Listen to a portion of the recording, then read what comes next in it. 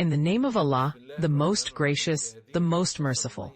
In this episode, we will distinguish between the last day and the day of judgment, and very few are those who have been able to differentiate between the days mentioned in the Holy Quran. But what is noticeable is that no one has ever distinguished between the last day and the day of judgment. So, what is the difference? The last day has come in most verses associated with faith in Allah, as He the Almighty said in Surah Al-Baqarah, verse 232. That is instructed to whoever believes in Allah and the last day. And in this matter, the last day always came associated with faith in Allah. So, is there a specific indication for this matter in general? For everyone who believes in Allah and the last day, there will be an account for that. As for those who do not believe in Allah and the last day, they will not be held accountable for this faith. He the Almighty said in Surah Al-Baqarah, verse 8, "And among the people are some who say, we believe in Allah and the last day, but they are not believers."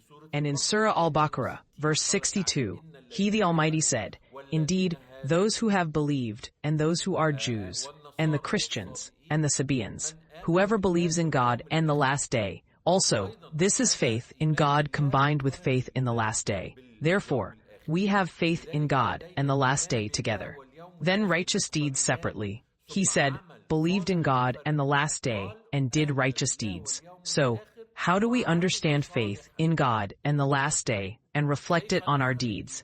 The answer comes in the following verses to show that whoever believes in God and the last day is distinguished by doing righteous deeds.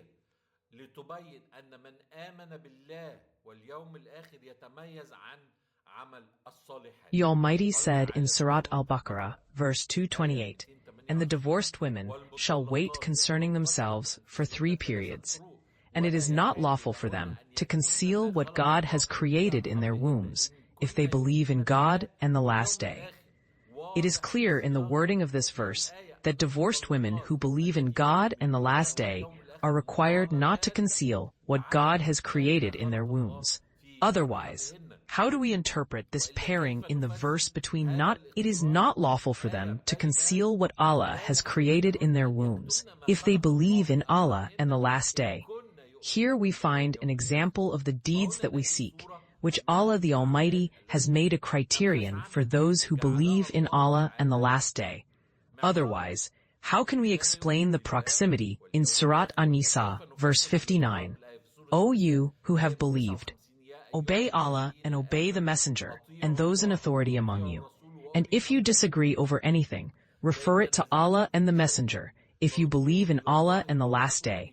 Here, the command of obedience and the dispute over something being referred to Allah and the Messenger is connected to faith in Allah and the last day, meaning that Allah instructs us to do so in our acts of faith.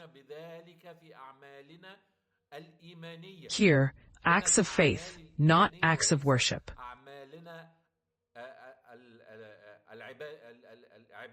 And not transactions.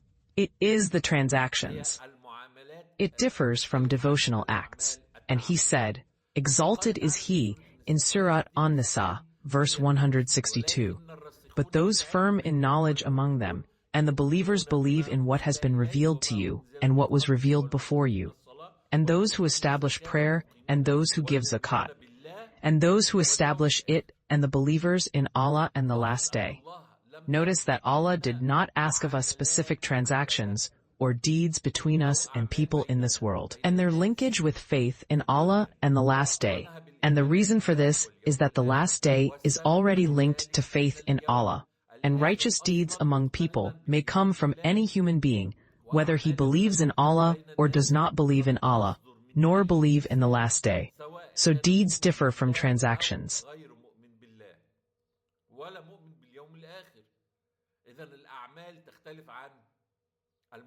They differ from acts of worship, and for this reason, Allah Almighty distinguished between acts of worship and acts of transactions. And He said in Surah An-Nisa, verse 95, "Not equal are those believers who sit, except those who are disabled, and those who strive in the way of Allah with their wealth and their lives.